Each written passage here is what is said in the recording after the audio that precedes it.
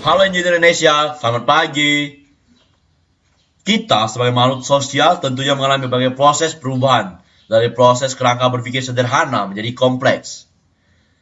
Tentunya perubahan tersebut relatif tinggi, bukan? Proses pemikiran tersebut menggambarkan suatu kebutuhan manusia yang selama ini mengalami kesulitan dalam beraktivitas. Pemikiran-pemikiran tersebut menghadirkan berbagai proses yang harus diselesaikan dengan menciptakan karya-karya rekayasa. Oleh karena itu, pada pagi ini, saya ingin berbagi tentang apa itu rekayasa, bagaimana rekayasa diciptakan, apa manfaat melakukan rekayasaan, dan yang paling penting adalah apa yang dapat kita lakukan sebagai engineer Indonesia untuk menjawab masalah-masalah bangsa. Mari kita pelajari tentang perekayasaan sebelum menjadi pencipta rekayasa yang berintegritas tinggi. Berdasarkan Kamus Besar Bahasa Indonesia, rekayasa ialah penerapan kaidah-kaidah ilmu dalam pelaksanaan seperti perancangan, pembuatan konstruksi, serta pengoperasian kerangka, peralatan, dan sistem yang ekonomis dan efisien. Rekayasa sering kita dengar dengan kata engineering. Menurut definisi aslinya ialah rekayasa ialah melakukan upaya-upaya dengan modal dasar yang ada untuk mendapatkan hasil yang optimal dan yang diinginkan demi kemajuan kehidupan manusia.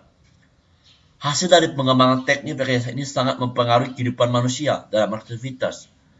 Manusia selalu mempergunakan hasil dari rekayasa dalam bekerja. Berbagai pekerjaan manusia yang melakukan menjadi lebih praktis dan hasilnya lebih optimal, serta tidak menggantikan peran manusia dalam aktivitas dan berpikir. Keren bukan rekayasa itu? Hal tersebut menciptakan manusia menjadi lebih efektif. Pada umumnya, perekayasa bertugas untuk memecahkan berbagai masalah di era globalisasi ini. Perekayasa juga membuat suatu perekayasaan ketika menganalisis bahwa adanya masalah. Masalah memerlukan suatu solusi di mana jalan menuju solusi tersebut tidak secara langsung diketahui. Biasanya para perekayasa adalah aktor yang berperan dalam menyelesaikan masalah tersebut dengan hasil perekayasaannya.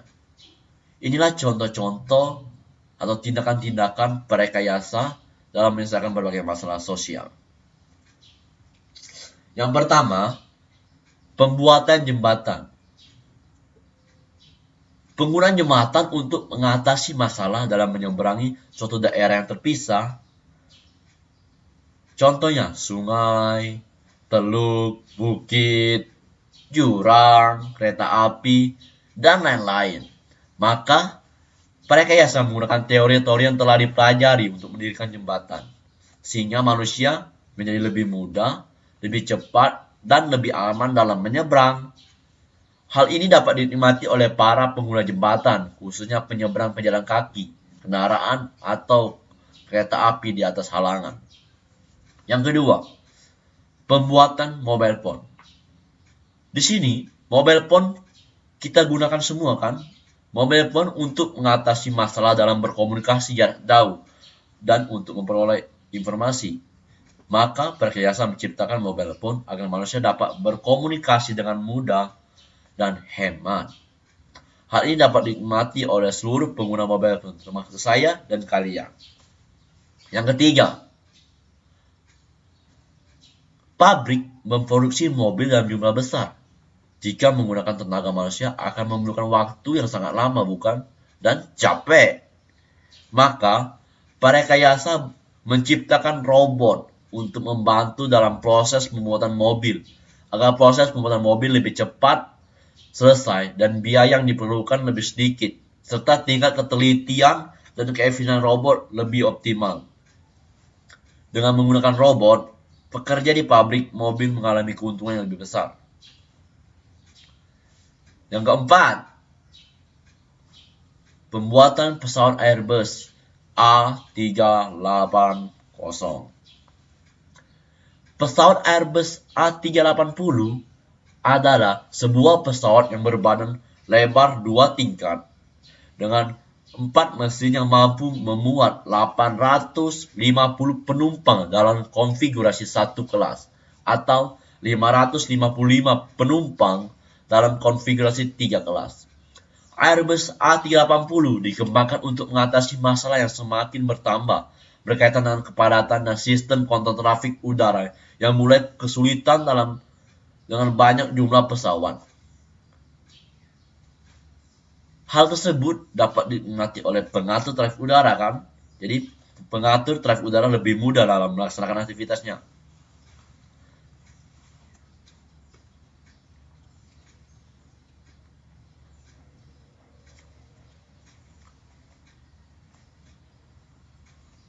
Maaf teman-teman, kesalahan teknis. Yang kelima, penggunaan sistem informasi dalam pengajian di kantor dengan 1000 pegawai untuk mengatasi masalah pendataan efektif, kerja pegawai, antri pengiriman laporan pekerjaan, antri absen, dan pemberian tugas. Hal ini dapat dinikmati oleh direktur kantor dan pegawai-pegawai lainnya, bukan? Yang keenam, penggunaan sistem EKTP. Tentunya kalian sudah punya kan sistem EKTP. Sistem EKTP untuk mengatasi masalah sistem pembuatan KTP konvensional di Indonesia yang memungkinkan seseorang dapat memiliki lebih dari satu KTP. Hal ini disebabkan belum adanya basis data yang terpadu yang menghimpun data penduduk dari seluruh Indonesia. Fakta tersebut memberi peluang penduduk yang ingin berbuat curang dalam hal-hal tertentu dengan menggunakan KTP-nya. Hal ini dapat dinikmati oleh pemerintah. Selanjutnya, penggunaan sistem robot hand untuk mengatasi masalah orang-orang yang tidak memiliki jari jadi memiliki jari tangan untuk jari mekanik. Hal ini dapat dinikmati oleh para penderita cacat tangan. Penggunaan sistem brain computer interface untuk mengatasi masalah orang yang mengalami kelumpuhan untuk dapat menggunakan komputer dengan menggunakan pemikiran sinyal otak. Sehingga orang yang mengalami kelumpuhan dapat menggunakan komputer seperti orang yang bergerak. Hal ini dapat dinikmati oleh semua orang khususnya yang menderita kelumpuhan. Sekarang dibuka berbagai karya-karya perekayasa. Selanjutnya saya ingin menjelaskan tentang metode engineering. Berbagai solusi yang diciptakan oleh para perekayasa tidak hadir dalam otak dengan sendirinya. Perekayasa memiliki kerangka metode kerja dan berpikir rekayasa. Inilah keempat karakteristik metode engineering. Yang pertama, perekayasa mengonsep sistem yang kompleks sebagai kumpulan komponen yang lebih kecil. Yang kedua, mengembangkan dan menggunakan model simulasi matematika. Jadi matematika sangat berperan penting ya. Belajar ya teman-teman. Kalkulus jangan lupa. Yang ketiga, sintetis dan desain. Yang keempat, menerima tantangan dan problem solving.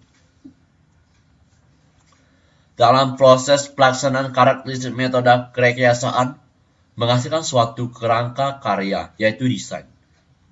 Desain adalah proses untuk membuat dan menciptakan objek baru dalam berwujud sebuah rencana, proposal, dan berbentuk objek nyata. Proses desain pada umumnya memperhitungkan aspek fungsi, estetika, dan berbagai macam aspek lainnya dengan sumber data yang dapat dari riset, pemikiran, brainstorming, maupun dari desain yang sudah ada sebelumnya. Namun, para perekayasa memiliki suatu aturan hak atas desain yang direncanakan, sehingga desain yang telah dibuat menjadi aman dari tindakan contek. Jangan nyontek ya. Hal tersebut ialah hak kekayaan intelektual.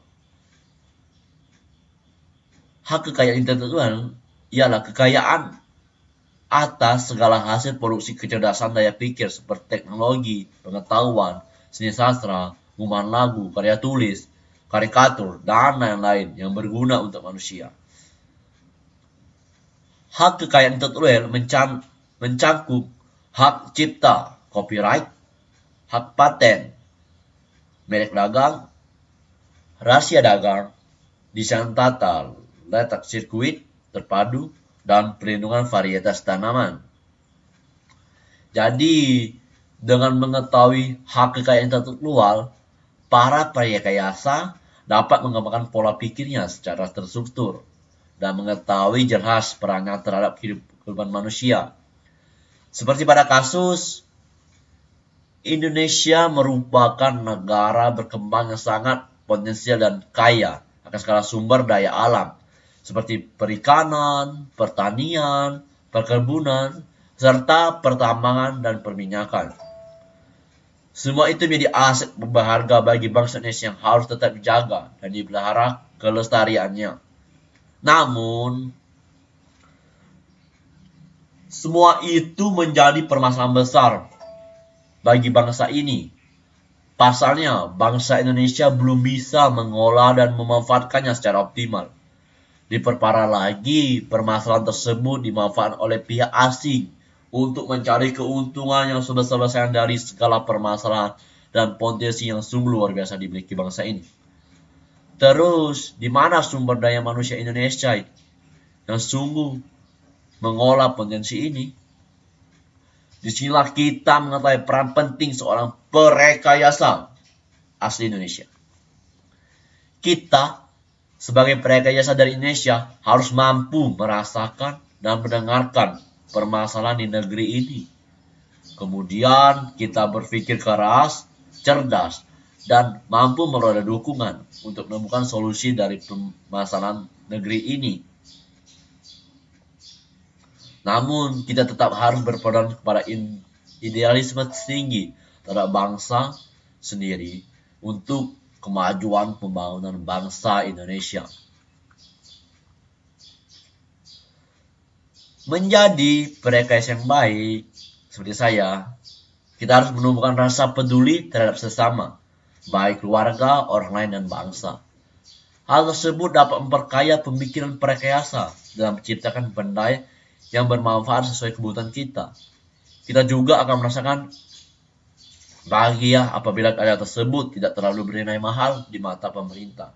Jadi, keinginan berpikir dalam menciptakan benda tidak hadir karena menghasilkan material.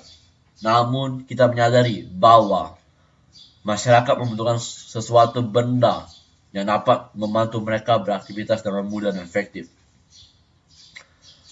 Harapan saya sebagai calon prarekayasa yang berkuliah di Institut Teknologi Bandung, saya ingin masuk ke jurusan elektro. Saya harap ITB dapat memupuk pola pikir saya dan nilai nasionalisme saya dalam berkarya. Saya harap juga ITB akan selalu memfasilitasi saya dan mendukung program-program kerja prarekayasa saya. Karena saya ingin sekali berkontribusi kepada negeri dengan produk teknologi saya. Asli produk saya. Tolong dibimbing ya Pak. Saya Franciscus Henry dari STE Sekolah Teknik Elektro dan Informatika 165-14032. Sebelum menutup hari pagi yang cerah ini, saya ingin memberitahu salah satu penampilan engineer, yaitu berpakaian kerah. Karena saya masih engineer pelajar. Nah, video selanjutnya saya akan beritahu ciri-ciri penampilan engineer lainnya. Ini kan masih pagi teman-teman. Marilah kita berolahraga. Jangan lupa doa pagi ya. Bye-bye.